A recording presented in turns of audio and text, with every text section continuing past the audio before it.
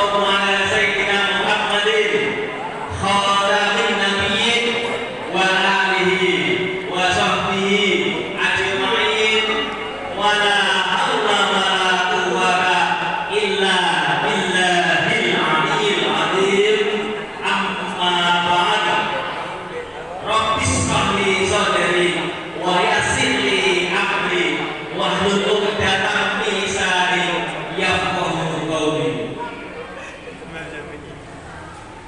Kepada Bapak Zainal selaku Ketua Yayasan dan kepada Bapak Aliuddin selaku Kepala Sekolah, kepada Bapak Yasin dan kepada seluruh Bapak Guru dan semuanya, saya tidak sedang menyebut satu persatu yang sama-sama kita hormati, dan kepada adik-adik siswa-siswi SMP Mahat Islam yang kami cintai dan kami banggakan, marilah kita sama-sama tingkatkan puji syukur kita kehadiran Allah Subhanahu wa Ta'ala, yang mana sampai saat ini Allah memberikan berjuta-juta nikmat kepada kita sampai tak terhingga.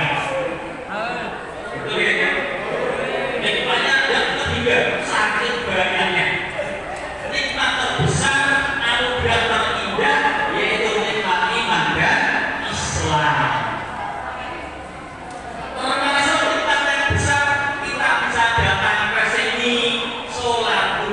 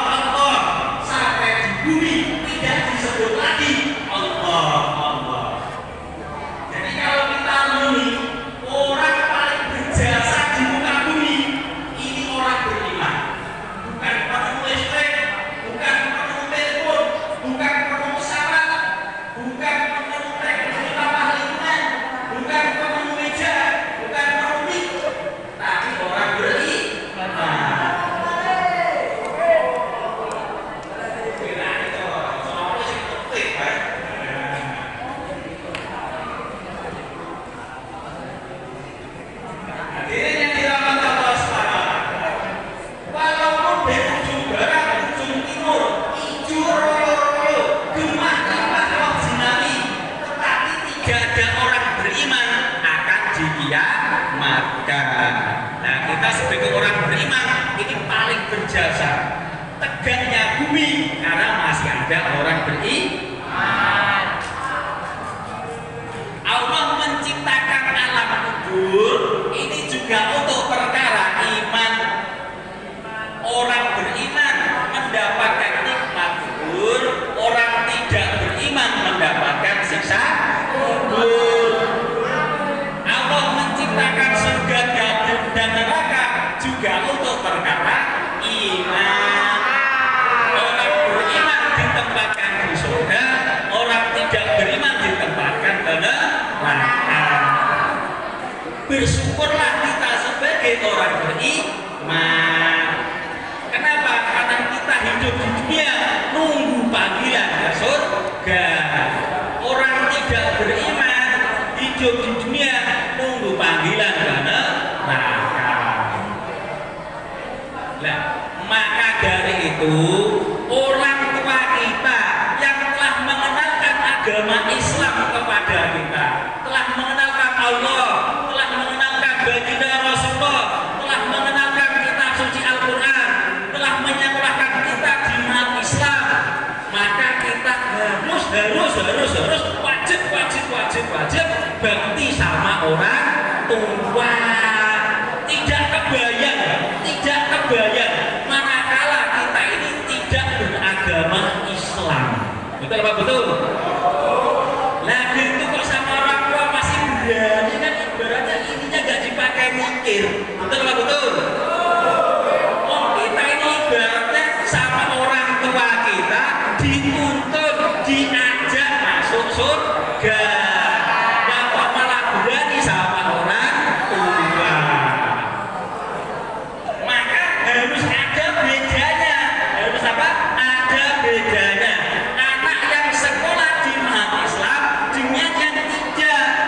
Orang yang anak-anak yang sekolah di umat Islam harus menunjukkan dia lebih baik akhlaknya, lebih baik budi pekertinya, lebih bakti sama orang tuanya. Nah, begitu harusnya. Nah, yang semula disuruh orang tua, nah berikan air minum misalnya, bapak ibu kan uang, tapi nyuruh saya. Dan boleh begitu, langsung siap laksanakan. Oh gitu. Ada lagi tuh, ada lagi pak yang perlu saya bantu, perlu saya kerjakan. Nah, misalnya, tolong berikan telur. Oke, telur ayam, sapi, kebu. Misalnya apa telur apa? Apa telur dinosaurus? Harus siap laksanakan. Ya. Lalu siap ya, bakti sama orang tua.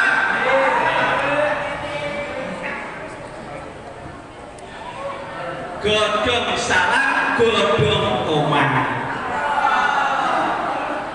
Mahat al-Islam ahli sholat. Allahumma amin.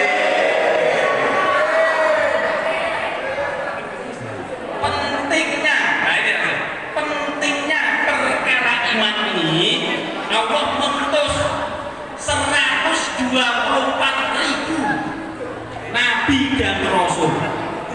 Mulai dari Nabi Adam alaihissalam sampai yang terakhir baginda Rasulullah SAW. Yang wajib kita kenal 25.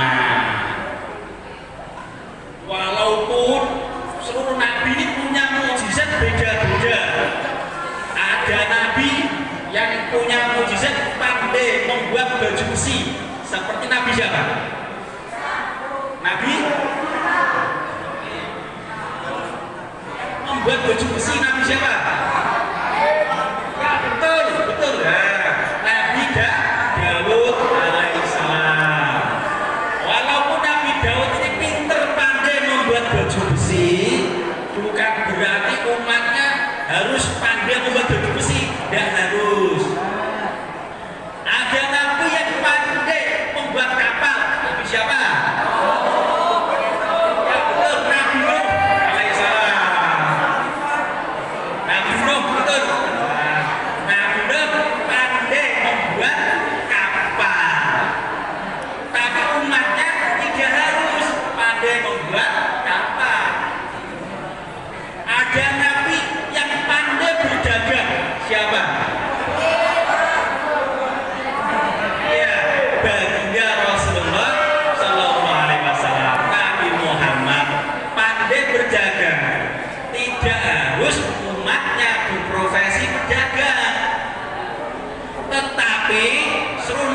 dan Rasul punya satu tujuan, yaitu mengajak umat manusia taat kepada Allah, menyembah hanya kepada Allah.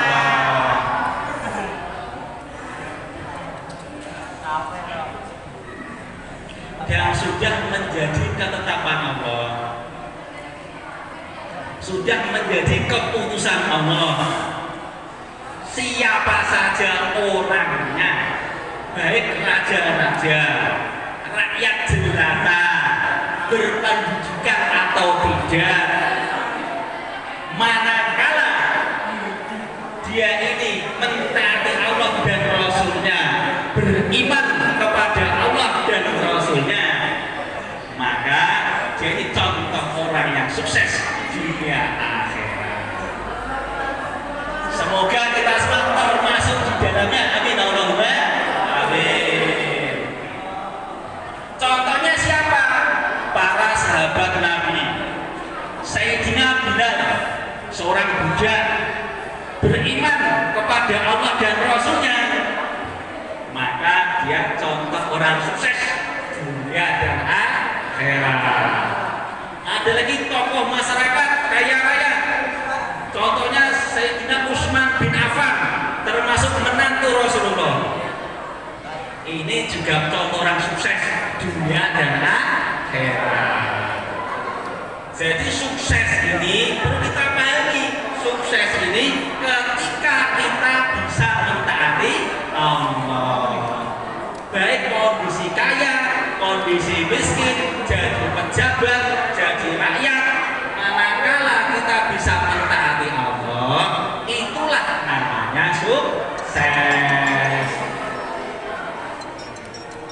Jadi sukses itu di saat kita taat kepada Allah. Jadi pelajar sukses jika jadi pelajar taat kepada Allah. Waktunya sholat, sholat. Waktunya belajar, belajar. Sama orang tua taat, bekti. Sama guru, pak guru, hormat, nurut, patuh. Nah ini namanya sukses. Kalau orang ini taat kepada Allah, taat sama orang tua, taat sama gurunya, maka Allah tolong.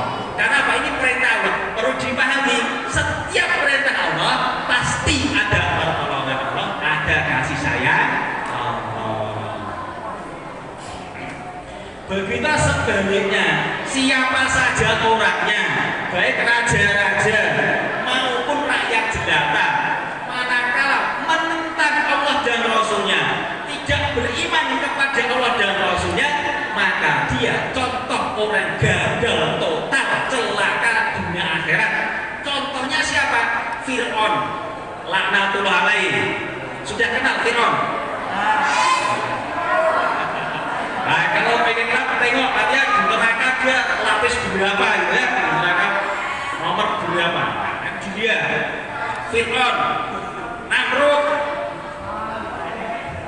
Korun, ini contoh orang-orang yang dilaknat Allah, gagal total, celaka dunia akhirat. Maka ada usah dicontoh. Maka mulai saat ini kita tambahin, biasanya sama orang tua ini kita ya sudah nurut, tapi kita tambah lagi, tambah nurut lagi. Habis makan piringnya dicuci sendiri. Misalnya habis makan piringnya dilempar-lempar jadi piring terbang. Kaos kakinya dilempar-lempar jadi kaos kaki terbang. Sekarang dicuci sendiri. Siap? Habis makan piringnya dicuci sendiri. Siap? Nah, nih, yang laki-laki itu kalau yang wanita-wanita perempuan saya kira sudah penting kalau habis makan dicuci sendiri, bajunya dicuci sendiri. Itu yang wanita, biasanya perempuan rajin. Ya, kalau yang cowok-cowok ini biasa kan main lempar-lempar saja. Calon pilot pak, kan penerbangan.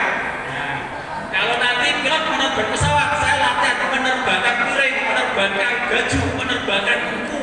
Nah, tidak seperti itu.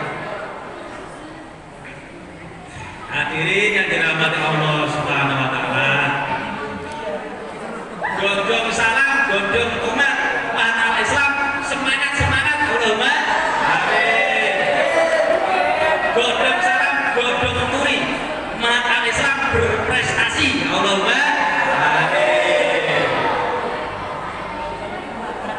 sebentar lagi kita idul kurban. Ini yang dibahas itu dalam masa idul kurban kita ini diperintahkan untuk tasabuh. Apa tasabuh? Ayo tasabuh, siapa yang tahu tasabuh? Meniru-niru, meneladani perjuangan Nabi Ibrahim alaihis salam. Ini saya cerita sedikit. Kenapa tentang keluarganya Nabi Ibrahim? Karena ini menandakan contoh. Di situ ada contoh anak yang berbakti sama orang tua. Dalam satu keluarga di situ, ayahnya, ibunya, anaknya, semuanya taat kepada Allah. Ada perintah besar kepada Nabi Ibrahim yang tidak pernah diperintahkan kepada nabi-nabi sebelumnya, tidak pernah diperintahkan kepada nabi-nabi sesudahnya, yaitu diperintah apa? Menyembelih putra kandungnya yang paling dicintai, yang paling disayangi, anak yang penurut, anak yang berbakti, anak yang soleh. Tentunya perlu iman yang super kuat, perlu iman yang super kokoh untuk melaksanakan. Maka diharapkan dengan kita memperingati hari Idul Kurban, kita itu imannya meningkat karena diceritakan kisah Nabi Ibrahim dan keluarganya. Kalau saat itu Nabi Ismail mau disembelih kok tidak berbakti, enak saja saya mau disembelih, nggak mau. Nah, misalnya, ya nggak jadi, betul apa betul? Ini mengadakan anak yang berbakti, di apa-apakan aja nurut sama orang tua, karena niat orang tuanya pasti baik. Harus nurut sama orang tua, biar kita hidupnya berkah barokah. Nurut sama pak guru, nurut kepada kepala sekolah, nurut kepada kepala yayasan, tujuannya kan biar ilmu kita berkah barokah. Allahumma amin. Aturan di sekolah diterapkan, ditaati. Misalnya sekolah harus pakai peci, harus pakai peci semua. Di sekolah datangnya tidak boleh terlambat, ya jangan terlambat. Di sekolah ulangan tidak boleh nyontek, ya jangan mencontek. Di sekolah harus menjaga ketertiban, buang sampah tidak boleh sembarangan, ya buang sampah di tempat sampah, tidak boleh buang sampah sembarangan. Biar apa? Biar ilmu kita berkah barokah, bukan takut sama kepala sekolah, bukan takut kepada ketua yayasan, bukan takut kepada wali kelas, tapi kita takutnya hanya kepada Allah. Ini perintah Allah saya laksanakan, ini perintah Allah saya laksanakan. Ada orang melihat atau tidak melihat? Siap adik-adik? Iya. Kalau ada sampah langsung dipungut, diambil, dibuang ke tempat sampah, tidak harus tunggu. Ini bukan sampahku, ini bukan sampahku, bukan seperti itu. Ada sampah kita tahu, ambil, taruh tempat sampah. Ini perintah Allah menjaga kebersihan. Begitu ya kita, ini perintah Allah menjaga kebersihan. Di setiap perintah Allah ada pertolongan Allah. Setiap perintah Allah ada apa? Pertolongan Allah. Walaupun sedikit buang sampah sembarangan, ini bukan sampahku, nggak urusan, tetap saya ambil karena saya ingin dicintai Allah. Allahumma amin.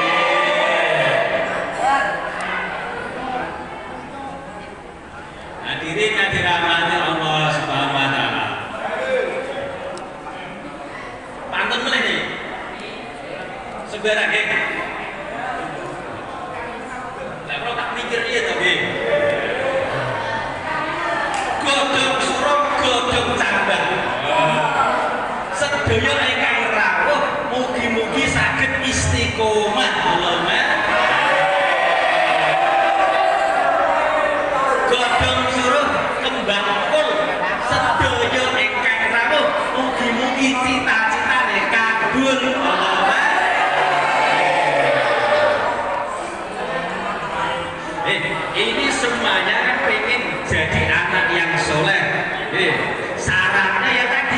bekti sama guru, bekti sama orang tua. Dia ditolong dicintai sama Allah. Ini saya lanjut lagi. Kisahnya Nabi Ibrahim. Dari keluarga Nabi Ibrahim ini, Nabi Ibrahim punya dua istri. Yang pertama Sarah, yang kedua Hajar. Dua-duanya punya anak. Anaknya jadi nabi semua. Siti Sarah punya anak, namanya siapa? Ishak. Nabi Ishak. Siti Hajar punya anak, namanya Ismail. Dari keluarga Ismail ini, karena pengorbanannya besar, keluarganya Siti Hajar yang punya anak Ismail. Nabi Ismail ini disembelih tadi.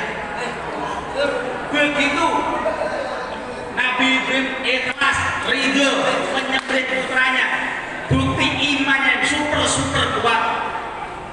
Siti Hajar rela menyerahkan anak kandungnya disembelih ayahnya, menunjukkan imannya yang super kuat. Nabi Ismail yang saat masih remaja rela dirinya disembelih, juga menunjukkan imannya super kuat. Dari keluarga inilah Allah pilih, dari keturunan Nabi Ibrahim ini dipilih manusia paling mulia, Nabi paling mulia, yaitu baginda Rasulullah Sallallahu Alaihi Wasallam sebagai khotamin nabiin, sebagai sayyidul anbiya, yaitu apa? Penutup para nabi dan sebagai pimpinannya para nabi. Dari keluarga inilah Allah anugerahkan air Zam-Zam, yaitu apa? Air Zam-Zam, air yang barokah sampai hari kiamat. Dari keluarga inilah Allah pilih Nabi Ibrahim dan Nabi Ismail untuk membangun Ka'bah. Ka'bah ini bangunan paling berkah sampai kiamat. Bentuknya sederhana, kotak, ya kan? Tidak ada lengkung-lengkungnya, tidak ada kukir-kukirannya, kotak saja. Warnanya hitam, sederhana sekali. Tapi seluruh umat Islam di seluruh penjuru dunia berbondong-bondong ke Mekah ingin tawaf di Ka'bah, mendekatkan diri kepada Allah. Ini contoh keluarga yang barokah. Perlu kita pahami, keluarga barokah itu apa? Keluarga yang ayah, ibu, anak saling mendukung untuk menjalankan perintah Allah. Kalau di keluarga ayah, ibu, anak sudah tidak peduli anaknya sudah sholat apa belum, ibunya, ayahnya sudah sholat apa belum, tidak dipedulikan, maka barokahnya dicabut. Maka tidak heran kalau banyak keluarga yang bertengkar. Pertengkaran, keributan bukan karena duitnya kurang, tapi karena barokahnya dicabut. Maka kalau bapak ibu di rumah waktunya sholat, anak-anaknya dibangunkan waktu subuh, ayo sholat, bangun sholat. Ini tandanya orang tua yang baik. Tandanya apa? Orang tua baik. Kalau dibangun subuh, adzan subuh, ya langsung bangun.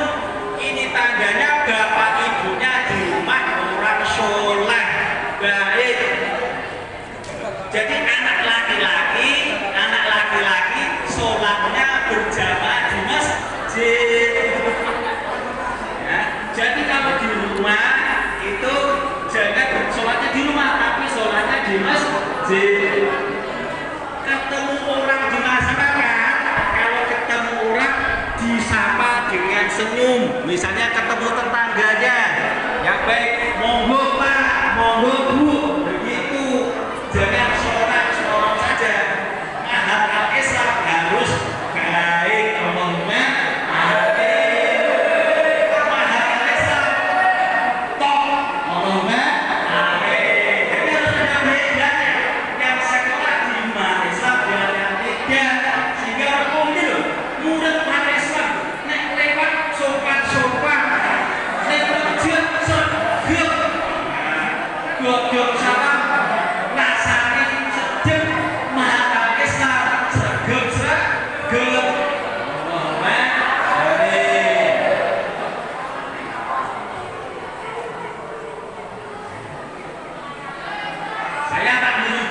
suaranya serak ya.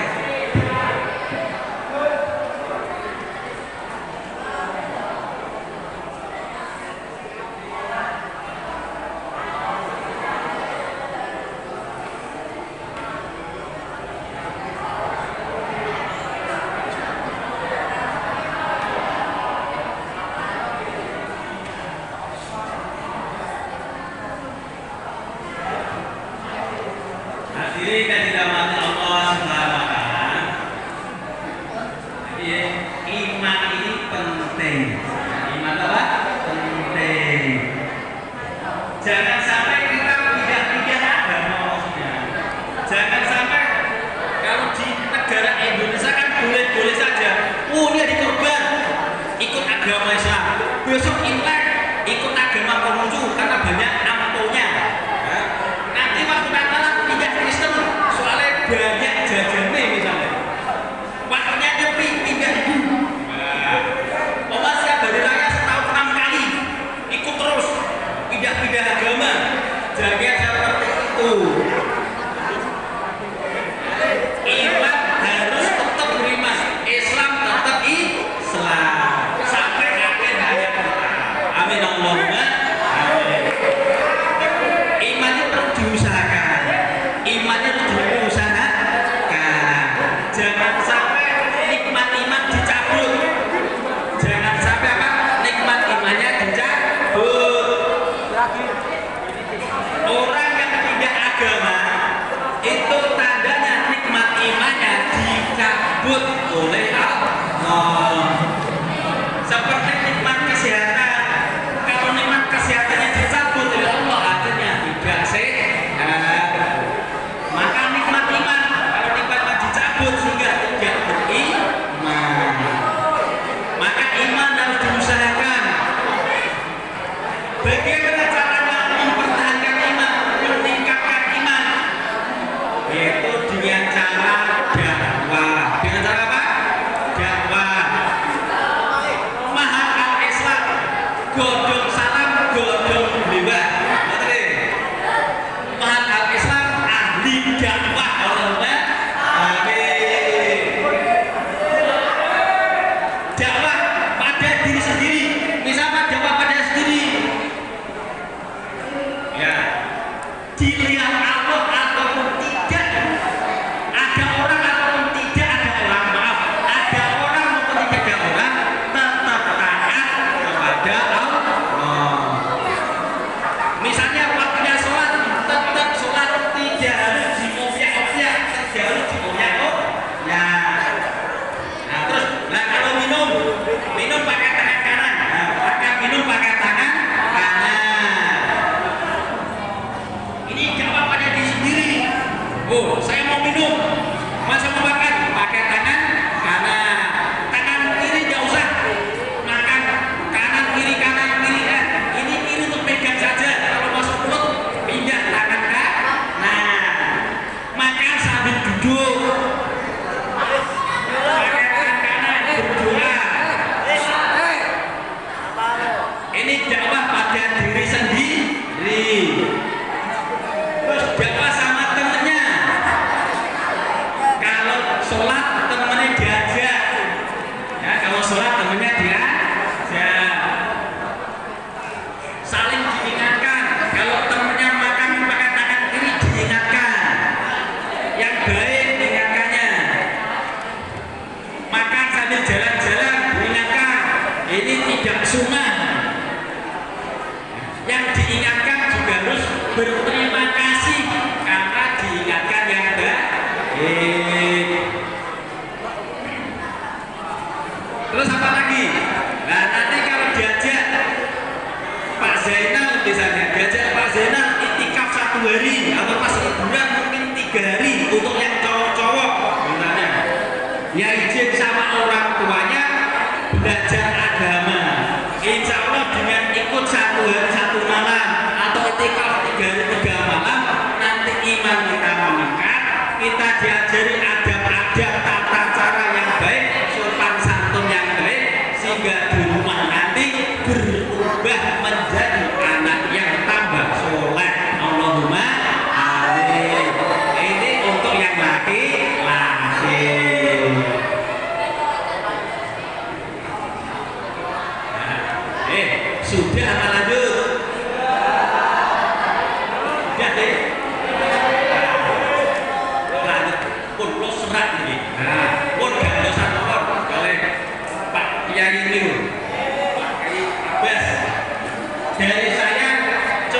sekian, ada salahnya saya mohon maaf, ada kurangnya ditambahi sendiri, ada lebihnya digembirakan.